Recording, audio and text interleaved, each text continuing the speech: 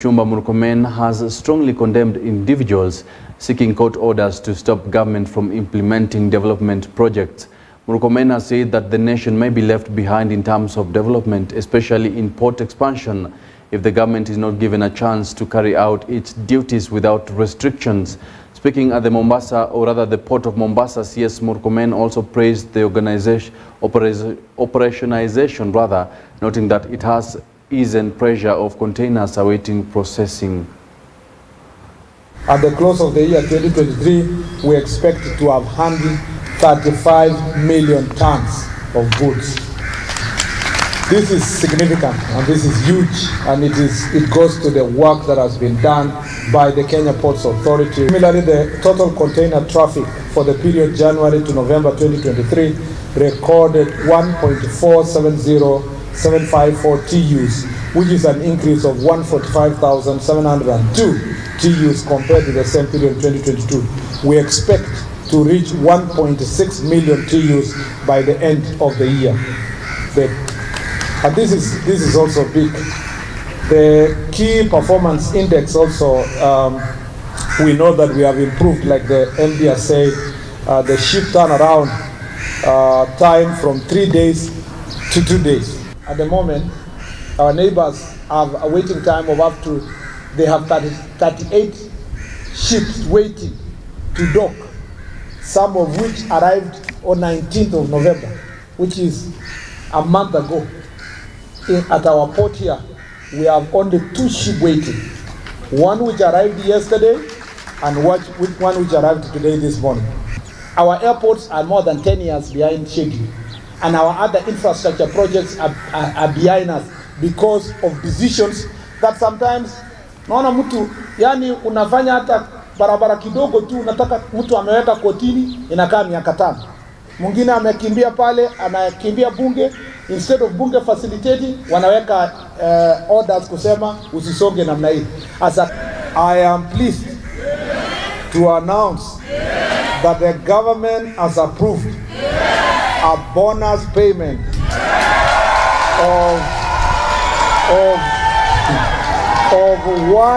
of 1 month basic salary to each employee as a gesture of appreciation and to motivate staff to strive for higher levels of performance in the future. Happening in the Red Sea, that the port might be affected. I want to tell you that in this port, we have not been affected by that. And I also want to thank the shipping lines that are operating in this port of Mombasa, because they have given us confidence and they have assured us that their traffic will continue growing in this port. And I think you will be able to be told how much we are targeting this year by our chairman. Well, it is actually good news to workers working at the port of Mombasa, as they will be going home with the bonus. Now, the United States has pledged 153 million shillings in humanitarian assistance to support the government's flood response efforts. Speaking on a tour of the Kenya Red Cross warehouse, U.S. Ambassador Meg Whitman said the U.S. government is committed to supporting Kenya and ensure flood victims are well catered for. According to government spokesperson Isaac Mwaura, 7 more people have died in the last 1 day, raising the death toll from floods to 174 people. $50,000 US and more to support this El Niño emergency response.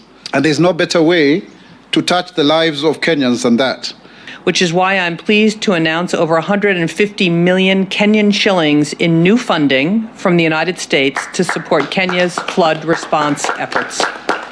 Together, we are working with county governments and other donors, the UN and NGOs, to meet the humanitarian needs of the Kenyan people most affected by these floods. And we want to do everything we can to relieve that suffering and partner with great partners like the Kenya Red Cross. Now, crossing over to Siaya County, a family in Gombe Village, Bondo Sub-County, is in distress after the South Sudanese Authority gave them a 3-day ultimatum to raise 250,000 Kenya shillings for securing the body of their kin who died in the foreign country. The family of Mama Alice Nyakwaka is now in great confusion after they got information that the body of her 41-year-old son, Vincent Okoth, who died in South Sudan on Sunday, may be cremated if they fail to pick it within the next 3 days. Okoth, who had gone to work as a mason in South Sudan, allegedly died in his rented house after a short illness. Kwa jina naitwa Alice Nyakwaka. Mimi ni mama wa Vincent Okoth. Okoth Vincent ni mtoto wangu, ni first born wangu. Niko na watoto 5 na yeye ndio first born wangu. Sasa kama vile huyu mtoto wangu alipotoka hapa, nilikuwa nimeenda hospitali ya Bondo. Nilikuwa na mgonjwa huko. Ile siku nilipotoka hapa, nikamwacha kijana wangu hapa. Nikalala hospitali, nikalazwa na mgonjwa. Sasa nikapiga simu huku nyumbani, nikaambiwa hayuko nyumbani. Nikauliza ameenda wapi? Sasa nilikuwa nafikiria amerudi kwa kibarua chake Nairobi. Sasa akanipigia simu ikiwa na namba ya nchi nyingine, South Sudan. Sasa nilikuwa nashindwa, nitaanza kumuuliza vipi? Sasa akanipigia simu, tulia tu mama, mimi natafuta, manake hatuwezi kukaa huko kama wewe unatafuta, na sisi pia hatuna kibarua, na sisi ni watu wakubwa. Wacha nitoke nje kama mwanaume. Sasa huyo mtoto wangu alikuwa ananisaidia, akawa kama yuko huko nje. Yeye ndio alikuwa akipata kidogo ananitumia. Ameaga kule South Sudan. Hatukujua alikuwa huko. Sisi tulifikiri ameenda Nairobi kutafuta. Lakini baadaye tukajua kwamba ako South Sudan, na tulijua tu muda mfupi, kisha baadaye tukaambiwa amefariki. Alikuwa mgonjwa huko, tuliambiwa siku 2 3 hivi, alafu baadaye ni kifo tu ndio tukasikia. Tulikuwa tukifanya bajeti yetu, tunaona kwamba tukimtoa huko afike huku tunahitaji pesa kama 250, na hiyo pesa hatuwezi kupata kwa siku 3. Kwa hivyo hiyo ndio inatufanya tuombe usaidizi. Tafadhalini wahisani wote ambao wanaweza kutusaidia, mtusaidie.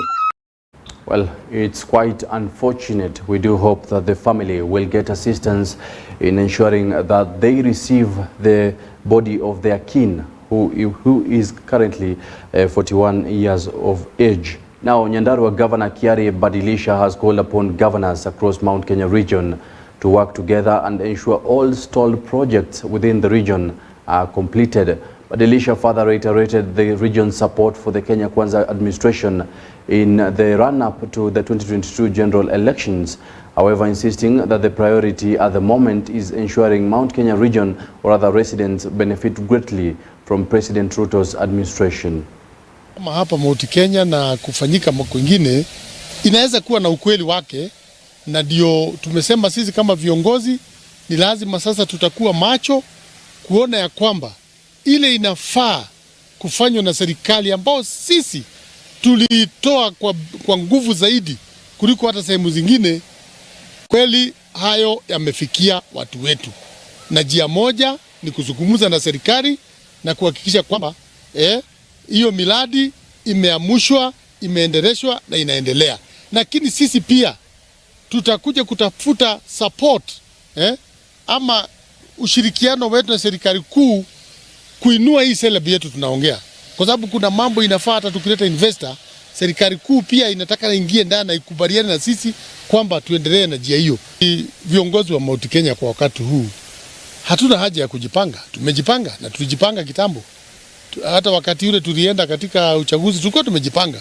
Tulikuwa tumesema rais anajulikana, rais wetu Ruto, mdogo wake anajulikana ni Kachagua, na tuko hapo. Kwa hivyo hakuna kujipanga ingine, sisi tumejipanga kwa sasa, ni kazi tunafanya.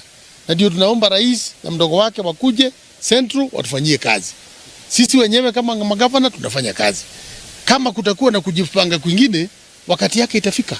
Na ikifika wakati huo, kama itakuwa kupangua na kupanga tutajua, lakini kwa wakati ule sisi tulijipanga 2022 na tuko katika huo mpango mpaka sasa. Na ndio tunasema ni lazima yale tujipanga naye itekelezwe hapa, na tuone ya kwamba wananchi wetu wanafurahia hata ile support tulitoa. Well, now away from that, everything stood at a standstill as demolitions began on structures and businesses that were going on within the Ofafa Memorial Hall that include a car wash, hotel, a bar, restaurant, private offices, business stalls and a church. Now, besides the premises hosting the headquarters of the Reverend Luo Council of Elders, which has over the years been embroiled in leadership wrangles, with the Council of Elders remaining divided into two warring factions between Odungi Rangi on one side and Nyandiko Ongadi on the other side. Now, this demolition happens just 2 days to the official swearing in of the Luo Council of Elders Odungi Randa on the 22nd of December 2023 at the same premise. We are waiting to see exactly how Azimio leader Raila Odinga will react to that specific issue. But first, let's listen in to what transpired earlier on. Zazi, bila notice wakuja kubomoa sisi, tulikimbia kotini, kabatia sisi. Kero Odungi Randa anaapishwa hapa, hakuna mahali ingine. Kama mkunatia gas tumepata tarehe 22 kuja na watu 1000. Hakuna. Kiongozi Raila Amolo Odinga, Raila akishaongea, nani anaongea tena? Raila amemaliza mambo. Na tumeona si watu wengine wanatumiwa na interior. Tuliona watu. Nyinyi ndio mna impose care Nyandiko. Care ni Odungi Randa. Hakuna care mwingine. Na mtakataza sisi kuwapine. Raila ndio kiongozi, hakuna kiongozi mwingine. Na care ni Odungi Randa. Hakuna care mwingine. Mapolisi wote warudi station. You will not impose and care on us. As Luo community, our care is Odungi Randa. And our political leader is none other than Raila Amolo Odinga. Peke yake. Mpende msipende, hata mkuje na tear gas, mkuje na polisi 1000, mkuje na nani, kiongozi wetu ni Raila Amolo Odinga. Mapolisi wote warudi station. Well, now coming back to the capital, it was joy and jubilation for Kariobangi demolition victims after the court ruled that they return back to their land. Narrating their frustrations, the victims confessed what they passed through in the hands of the past governments and urged President William Ruto and his deputy Rigathi Gachagua to intervene and resettle them back as they were promising during the campaign period. Zazi, bila notice wakuja kubomoa sisi, tulikimbia kotini, kabatia sisi court order ya kusimamisha hiyo kubomoa.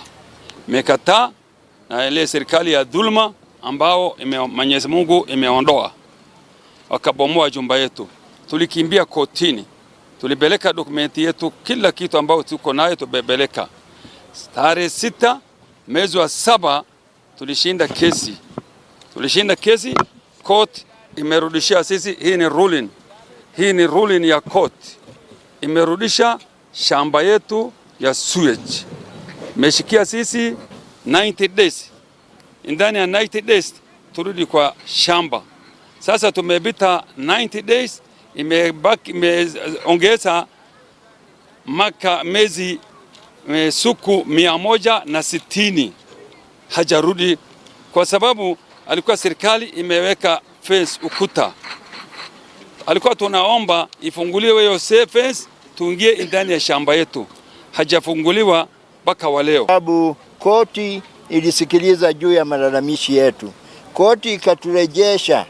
Na tangu turejeshewe, ajabu ni kwamba zimepita siku 160 na hatujaweza kurudi ndani, na hakuna mahali ofisi ambayo hatujapeleka makaratasi yale, na hakuna anayepinga ya kwamba makaratasi haya si sawa. wote wanakubali na wanasema tutawasaidia. Imekuwa kusaidiwa mpaka miezi mitatu zaidi ikapita, kwa sababu hata ubomozi ulianza Ruai ukija mpaka kwetu.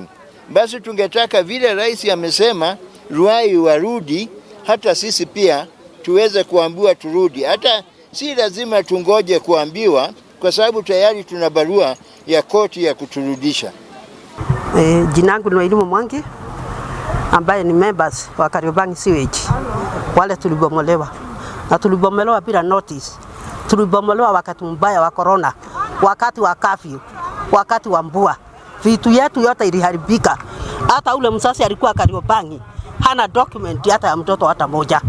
Hiyo ni hatia hatukufurahia, na tukipenda hii serikali ya Ruto ilifanya campaign na hiyo shamba ya Kariobangi, wakasema wakiingia tutarudi mara moja. Hata Dede Nyoro aliongea juzi, makamu wa rais aliongea na akasema Kariobangi watarudi. Sisi tunafurahia kwa maana rais ako na Edu alisema hiyo maneno. Tunaona turudishwa na koti, na hiyo koti tunaona kuna ukuta haijaondolewa. Tungeomba hiyo ukuta tuondolewe, sisi tunataka kurudi kwa shamba yetu. And leaders and stakeholders in Elgeyo Marakwet have called upon residents of Elgeyo Marakwet to join hands and fight against FGM, which is rampant in the county. Speaking during the fact-finding mission led by Elgeyo Marakwet Deputy Governor Grace Cheserek, the leaders said parents are promoting female genital mutilation, which has caused many young teenagers to run away from their homes to escape the cut. FGM board chairperson Ipato Korema, who toured the area, said that the board will make sure there is adequate sensitization on FGM, as more than 40 people have been arrested over the past 1 week after a police officer intercepting FGM was killed. Ipato Suru, the National Chair for Anti-FGM Board. Tuko Chesoi leo AIC Church and Rescue Center. Ni mahali wasichana walikimbilia, waliletwa baada ya kuwa rescued from FGM last week. That was on Sunday last week. Leo tuko hapa kuwapea watoto moral support, kuwafanyia mentorship na sorry. Zinakaa mbaya. This is 2023. We are so surprised. And I want to take note even as a leader, because I managed to meet some of the women before this happened, that as a community we feel that there's a demonic activity moving around. It is not natural for our people in Marakwet to chase a girl to be circumcised. Initially, circumcision is for a willing person, but this one is forced circumcision. So since it's against the law, we are saying that we are going to work closely with the security team and the national government to bring an end to FGM.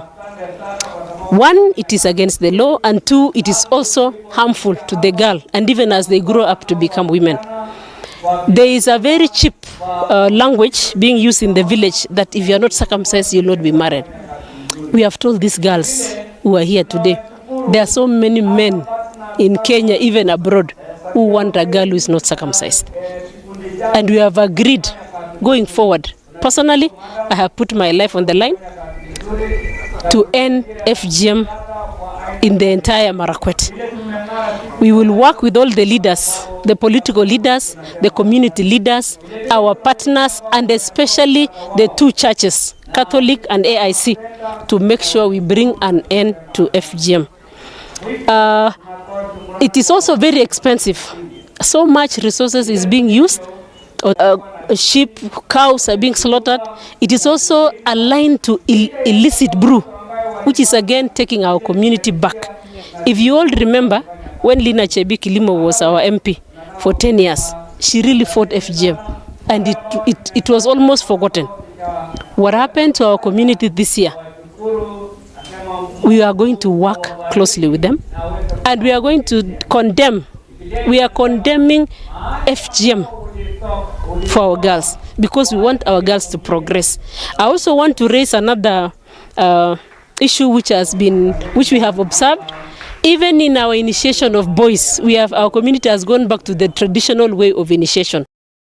Well, that right there marks the end of EBN News at 1 with me, Sami Adika. Many thanks for keeping it at EBN TV. Remember, you can also follow closely on such news stories and many news making headlines through our website at www.ebntv.co.ke. Do have a wonderful afternoon, and remember to join Belinda William at exactly 7 p.m. on news making headlines during this festive season. Goodbye.